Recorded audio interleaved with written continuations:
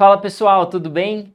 Vamos lá para mais um módulo de obesidade, cirurgia bariátrica, uma aula rápida aqui sobre os princípios gerais da cirurgia bariátrica. O que a gente tem que saber de mais importante, os conceitos básicos aqui. O primeiro que você tem que ir sabendo para sua prova é o IMC, né? O índice de massa corpórea, obviamente todo mundo sabe que é peso dividido por altura ao quadrado, e a gente vai classificar os pacientes. IMC menor do que 18,5 é considerado baixo peso. Entre 18,5 e 25 é um paciente eutrófico, né? Paciente com peso normal. Entre 25 e 30, sobrepeso. E aí vem os graus de obesidade. Entre 30 e 35, obesidade grau 1. 35 e 40, obesidade grau 2. 40 a 50, obesidade grau 3. 50 a 60 é um paciente super obeso e maior que 60 é um paciente super obeso, tá? Essa classificação é importantíssima, já vi prova cobrando, falando assim, paciente com IMC de 62. Qual que é a classificação do IMC dele? Era um paciente super obeso, beleza? Então tem que saber principalmente esses dois índices finais, né? Entre 50 e 60 o paciente super obeso e maior que 60 o paciente super obeso, porque a gente não fala isso tanto na nossa prática, a gente não aprende tanto isso na clínica médica, é mais o conceito da cirurgia bariátrica, porque a gente encontra, sim, pacientes com esse IMC, pacientes que a gente tem que fazer cirurgia, porque normalmente estão restritos ao leito, inclusive, né? Então, eu já tive a oportunidade de operar um paciente super obeso, uma cirurgia muito desafiadora, o paciente não conseguia nem andar direito, tá? Porque por causa da obesidade, problema mundial, tá bom? Vamos lá, então, uma outra coisa importante para a gente ver aqui nessa aula são as indicações da cirurgia bariátrica. Quando que eu estou autorizado por lei a operar o paciente, né, submetê-lo à cirurgia bariátrica? As duas principais aqui no Brasil, a gente vai ter uma aula só para falar disso, são a gastrectomia vertical e o bypass Y de Roux, mas existem uma gama de cirurgias, tá, que a gente acaba fazendo também, inclusive, né, outras nem são consideradas tão cirurgias, por exemplo, balão endoscópico, mas a gente vai aprender isso tudo numa próxima aula, tá? Mas quando que a gente indica pro paciente? Primeiro, IMC maior que 40, ou seja, o paciente com obesidade grau 3 tem indicação de cirurgia bariátrica independente de qualquer comorbidade, tá? IMC entre 35 e 40 com comorbidades. E qual comorbidade que entra, Felipe? Entra uma gama de comorbidades.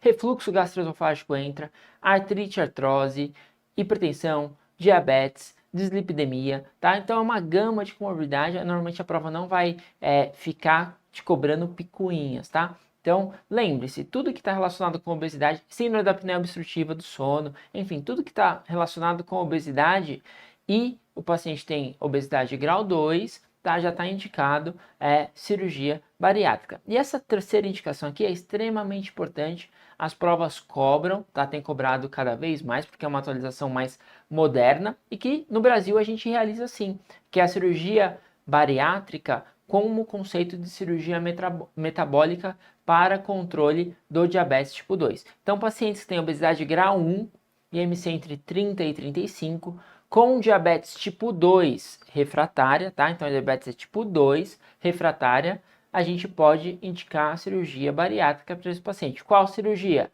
Bypass Y de Roux. Tem um asterisco aqui porque é importante. Por quê? Porque o paciente, para eu indicar a cirurgia metabólica, ele tem que ter reserva pancreática, ou seja, o pâncreas dele ainda tem que produzir insulina.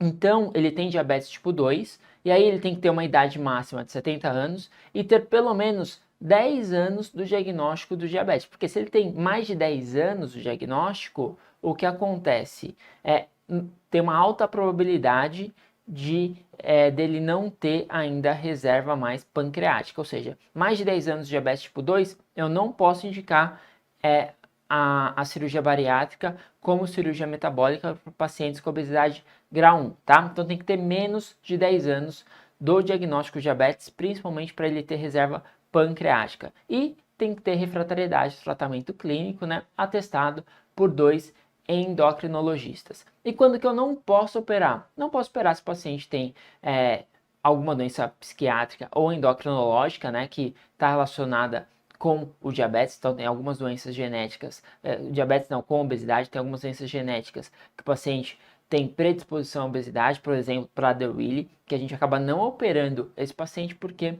a cirurgia bariátrica não vai conseguir controlar, principalmente o impulso, tá? E não vai controlar a doença em si, tá? O paciente não pode estar usando drogas ilícitas e tem que ter o tratamento clínico para obesidade por pelo menos 2 anos. Normalmente a gente opera pacientes com mais de 18 anos.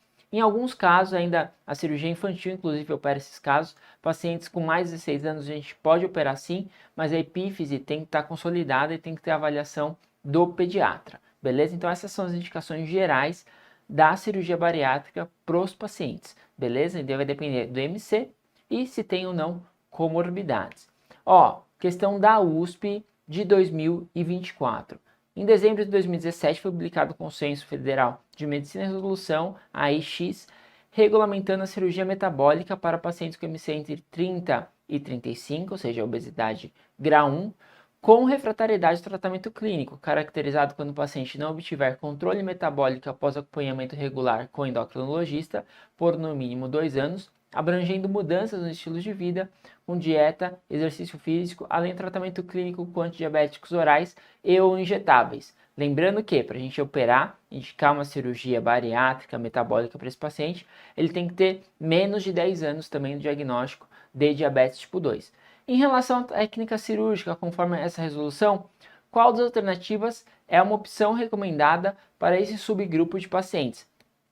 Então, caiu na USP esse ano, e aí quem tinha feito minha aula deu risada, porque a gente sempre fala disso, né? Qual que é a cirurgia que a gente faz quando o paciente tem obesidade grau 1 e diabetes descontrolada? A gente faz o bypass em Y de Roux, a gastroplastia em Y de Roux, a cirurgia de Forbe-Capella, beleza? Então a alternativa correta da questão era a alternativa B, tá? Então, nesses casos a gente indica o bypass em Y de Roux como cirurgia metabólica para controle principalmente do diabetes. Obviamente, o paciente tem obesidade grau 1, ele vai perder peso, sim, tá? Ainda mais porque o bypass é uma cirurgia mista, a gente vai ver nas próximas aulas, mas principalmente para controle do diabetes. Do Denal Switch até posso fazer? Até posso, no Brasil a gente tem alguns grupos que fazem ainda, você está autorizado por lei, mas não é uma cirurgia muito feita, a gente não faz rotineiramente muito no Brasil, tá? Mas até pode fazer. Gastroplastia endoscópica, né? Então, a cirurgia bariátrica por endoscopia, isso aqui é muito incipiente, carece de mais estudos, a gente não indica na nossa prática clínica. E a banda gástrica ajustável, a gente colocava uma banda ao redor do estômago, uma cirurgia puramente restritiva, a gente não faz mais porque ela tinha muitas complicações, o paciente ficava muito sintomático, ficava com uma pseudacalásia, com disfagia, ficava com empachamento, enfim. Então é uma cirurgia que a gente não faz mais, abandonou a banda gástrica. Todos esses subtipos de cirurgia a gente vai discutir na próxima aula, tá bom? As principais contraindicações, então, à cirurgia bariátrica. O paciente que não tem possibilidade de compreender o procedimento, até porque no pós-operatório ele vai ter que seguir uma dieta restrita, né? Inclusive, lá no HC, quando eu era residente, tinha um paciente que tinha feito um bypass, o paciente tinha algum problema neurológico não tão bem compreendido, e ele depois foi internado muito tempo lá. Por quê? Porque logo depois da cirurgia, ele foi para casa, recebeu alta, foi tudo bem, comeu várias coxinhas. E aí abriu anastomose, ele ficou com fístula, ficou com dreno, ficou internado, infecção crônica, ferida aberta, enfim, foi uma catástrofe, tá? Então, se o paciente não tem possibilidade de compreender o procedimento, ele não pode fazer cirurgia bariátrica. Etilista, tá? Usuário de drogas ativas, pacientes com cirrose e hipertensão portal com varizes gastroesofágicas, isso aqui é importante, então uma cirrose descompensada, tá? Pacientes com uma cirrose inicial, um Child A, às vezes a gente acaba operando, fazendo uma cirurgia metabólica nele bariátrica, principalmente a gente faz gastrectomia vertical nesses casos. Por quê? Porque é uma cirurgia mais rápida e uma das principais causas de cirrose atualmente é a esteatohepatite por NASH, né? O paciente que tem esteatohepatite, o paciente tem possibilidade de ter cirrose, tá? Então, está muito relacionada com obesidade, obviamente, né? E aí a gente acaba fazendo uma gastrectomia vertical nesses pacientes para tentar controlar a esteatohepatite por NASH, beleza? Psicose grave, depressão grave, ou seja, doenças psiquiátricas graves também está contraindicado fazer cirurgia bariátrica, e paciente com doença pulmonar em estágio avançado também, obviamente, tem que pesar o risco-benefício aí da cirurgia.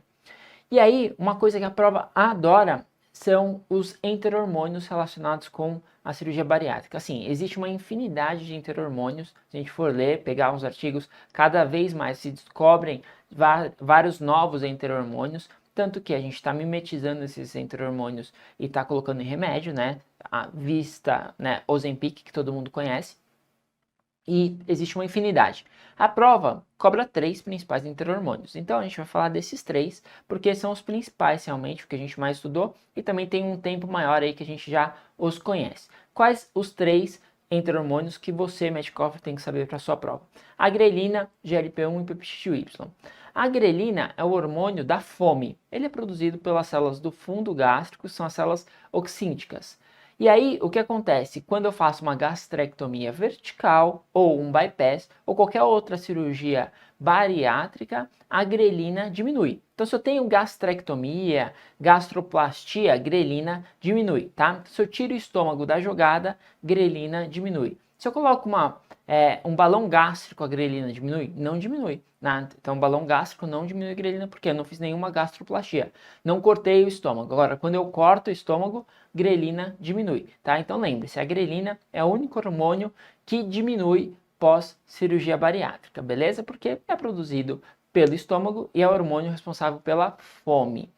GLP-1, esse aqui é o principal hormônio da cirurgia bariátrica, tanto que a gente tem produzido, né, análogos de GLP-1, que é o Ozempic, como eu disse. O GLP-1 é um hormônio incretínico, ou seja, o GLP-1 ele aumenta a produção de insulina e diminui a produção de glucagon. Então, o GLP-1, além de controlar muito a saciedade, ele vai fazer o quê?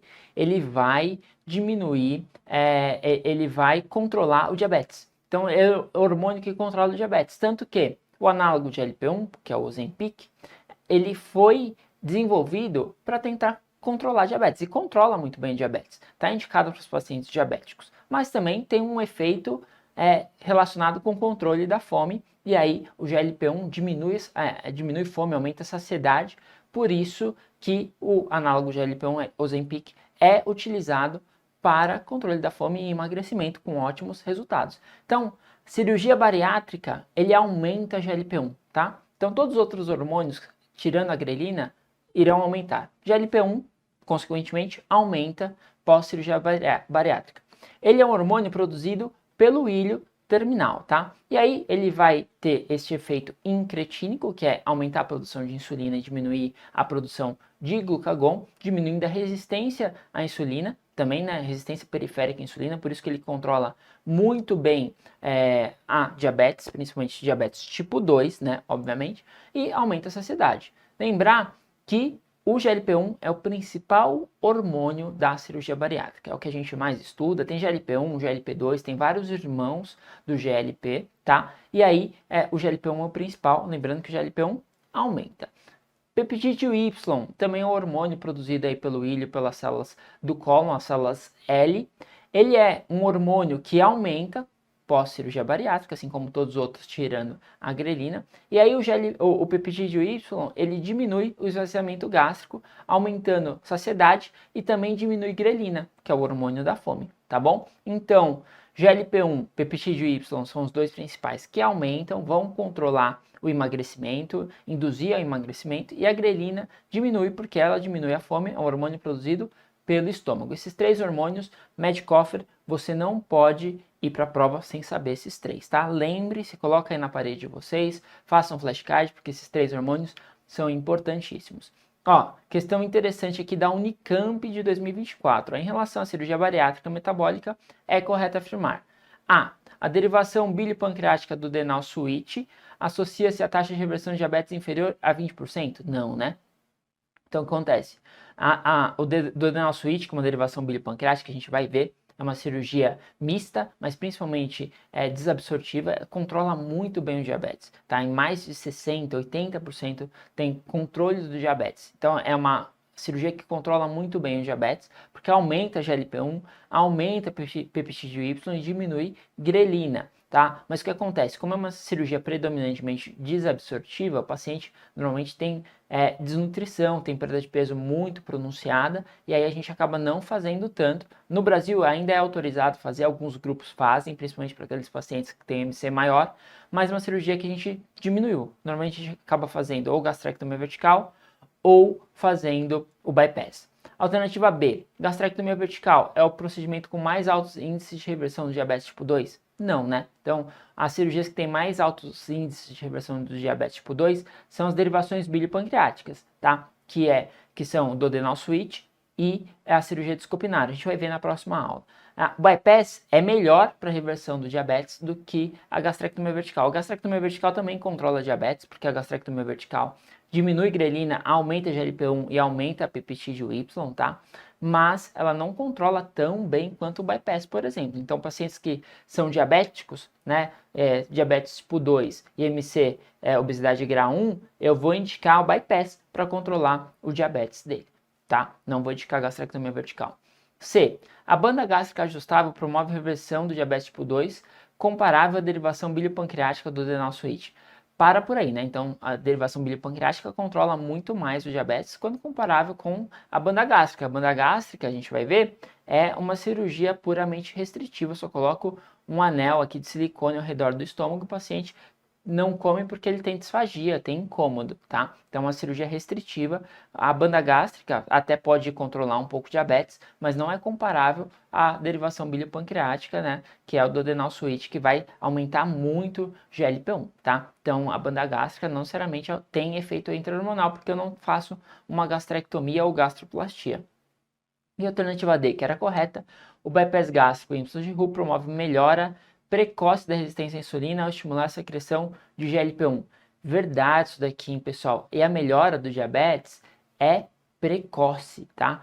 Eu opero meu paciente hoje, o paciente usava insulina no pré-operatório, assim que ele sai do centro cirúrgico, 2 horas depois ele está ali no quarto, eu vou controlar o destro, eu tenho que ficar de olho se ele não faz hipoglicemia. A melhora é muito precoce, porque aumenta muito rápido os níveis de LP1 e peptídeo Y e diminui o nível de grelina, tá? Então a melhora do diabetes, ela é rápida, tenho até que ficar de olho se o paciente não vai fazer hipoglicemia no pós-operatório, mas assim, normalmente o paciente entra insulino dependente e sai da cirurgia, sai da internação sem tomar insulina nenhuma. Lembre-se, a melhora do diabetes é rápida pós-bypass, pós-derivação biliopancreática que a gente acaba não fazendo, mas ela é rápida. Em relação ao pré-operatório, o que a gente tem que saber? A gente tem que fazer um exame minucioso, né, no paciente obeso, até porque o paciente obeso ele tem um alto risco cirúrgico por si só, né, então tem um risco aumentado quando comparado com as outras populações, tá? E aí a gente vai ter que fazer uma avaliação pré-operatória minuciosa. O que a gente tende a fazer, o que é importantíssimo? A gente tende a indicar uma redução do peso perioperatório. Sempre que possível a gente indica isso para ter melhores resultados e diminuição das complicações intraoperatórias. Porque quando o paciente perde um pouco de peso antes da cirurgia, vai facilitar a técnica cirúrgica, diminui gordura visceral e aí facilita o procedimento mesmo pro cirurgião, tá? No Hospital das Clínicas, inclusive, a gente tem uma avaliação, né, pré-operatória para aqueles pacientes que são super obesos, né, ou super obesos também, entre 50 e 60, normalmente eles acabam indo para um hospital de retaguarda, ficam lá fazendo uma dieta restritiva, exercício físico, emagrecendo, perdem peso e depois vão para a cirurgia bariátrica, para realmente tentar diminuir complicação intraoperatória e perioperatória, tá?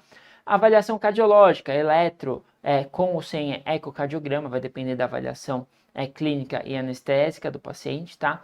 Avaliação pulmonar, cessar tabagismo pelo menos 12 semanas antes da cirurgia e suspender anticoncepcional oral por pelo menos 1 mês antes. Por quê? Porque o paciente obeso tem o risco aumentado de TEP, pacientes que usam anticoncepcional também, tá? Então, a gente tende a suspender o anticoncepcional e lembrar, paciente pós-operatório de bariátrica, sempre pode ser TEP. O paciente começou com taquicardia, que é o sinal mais precoce, tem que ligar lá a anteninha e falar assim, será que é TEP? aí você tem que investigar, vai depender obviamente da clínica do paciente, mas às vezes o paciente com obesidade, uma obesidade visceral mais importante, é difícil de fazer o diagnóstico, né, de qualquer complicação, seja intraabdominal, seja outras complicações pela avaliação propedêutica, tá?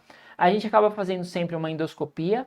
Por quê? Porque a gente tem que ver se o paciente não tem nenhuma neoplasia gástrica. Já aconteceu de a gente ir operar um paciente e descobrir um câncer gástrico precoce. E aí a cirurgia dele inicialmente ia ser uma gastroplastia em de rum, bypass gástrico.